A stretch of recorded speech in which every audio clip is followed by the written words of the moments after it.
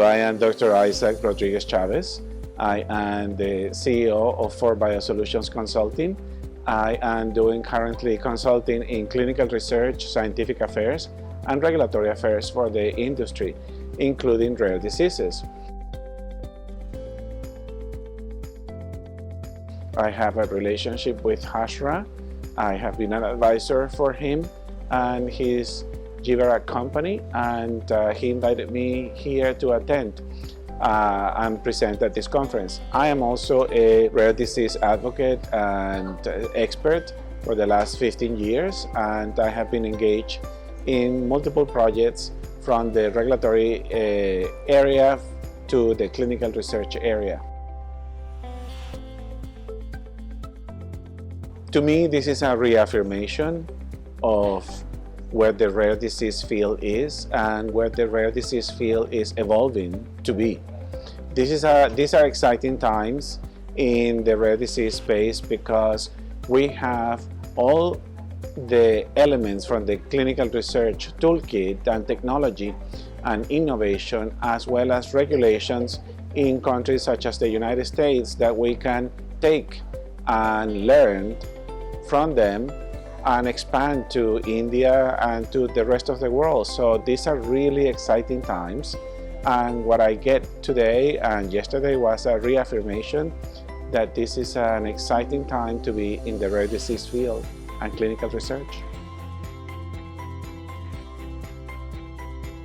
So what happens is that each regulatory agency is in charge of a regulatory jurisdiction, geographically speaking, and they are independent from each other.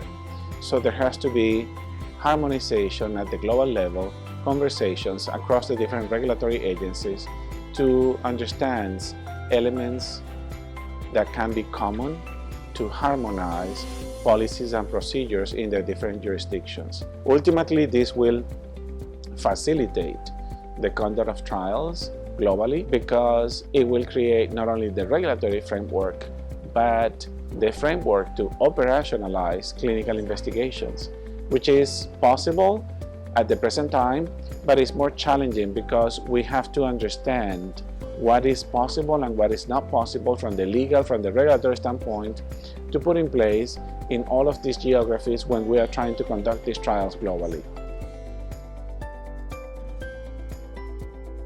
So definitely drug and efficacy are the two main pillars to assess the performing parameters, if you will, of a novel medical product.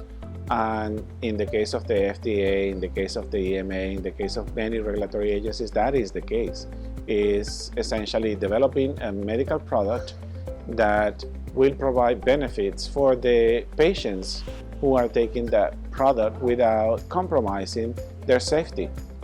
So those are two critical parameters across the regulatory agencies. Along with those, and in connection with those two parameters, is the CMC, controlled manufacturing and chemistry, of the medical product that is manufactured. In the case of the FDA and for products that will be commercialized in the United States, the requirement is to comply with good manufacturing practices, or GMP. And that is important because that is the way that has been determined by the agency and the regulatory bodies that ensures the optimal quality of that medical product that will be used by humans. So it is all connected again to the safety of the participants, and so there are a series of elements connected to GMP that needs to be in comply with to properly manufacture that medical product that will be used in humans. The focus will be really not a specific focus. The idea here is to be in compliance with GMP because it has proven to be very effective in developing and manufacturing products that are truly of quality to be used here in India or anywhere else. So it's a process.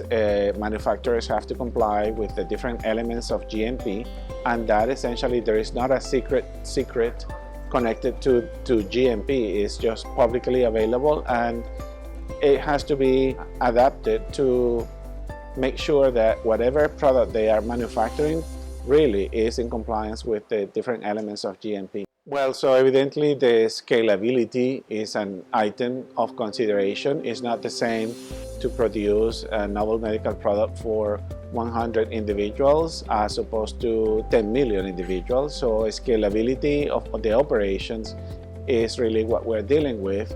And how do you do this in compliance with the regulations, in compliance with GMP? So I would say this has to be mapped out before you scale up production to that level. That's one aspect. The other one is that when you are doing such a massive production, you have the opportunity to decentralize the operations, and instead of just having one manufacturing facility, you can have a couple of manufacturing facilities, and so long there is compliance with processes, procedures, SOPs, standard operating procedures, and the common good manufacturing practice or practices, this can occur.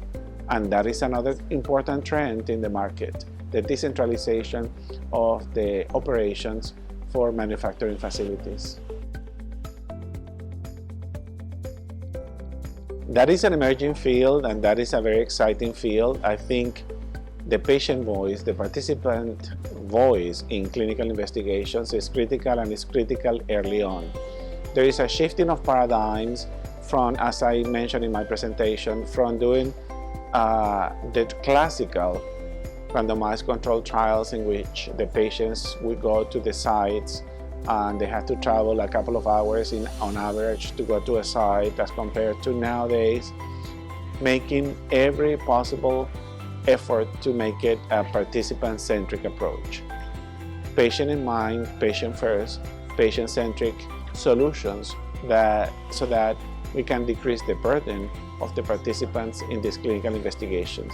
That is not only happening in the United States, that is happening across the globe, and the idea is essentially to think of this as a partnership in which the participants are providing their bodies, their feelings, opinions, and experiences in clinical investigation that determine not only safety and efficacy, but usability of the medical product in the population. So this is a trend.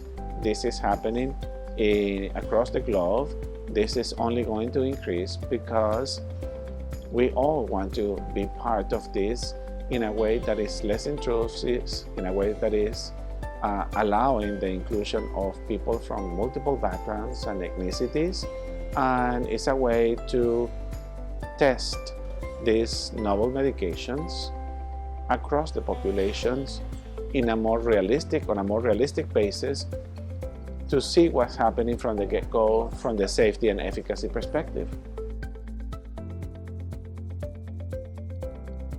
The quality of the whole summit, the quality of the speakers, the conversations with the attendees, the amazing organization that has been put in place, the friendliness and the approachability of everyone, understanding that we're all here working together for the same common goals and for the benefit of everyone in the rare disease space. Rare diseases doesn't have boundaries, and diseases are diseases, and we are all humans.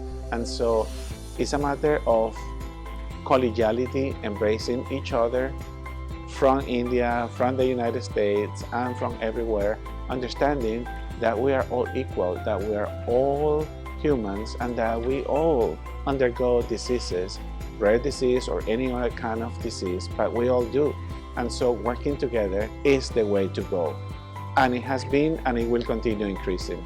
So in the rare disease space, as I mentioned during my presentation, it's an opportunity to implement all of these patient-centric approaches and test these novel medications in the communities and ecosystems where the participants live, and not making them travel so far away for them to be part of these investigations.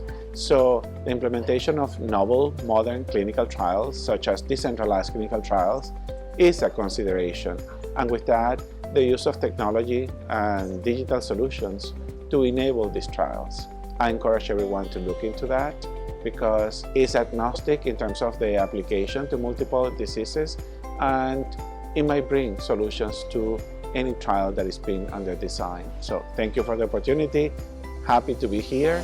I'm proud to be part of the rare disease movement in the Indo US Bridge Rare Summit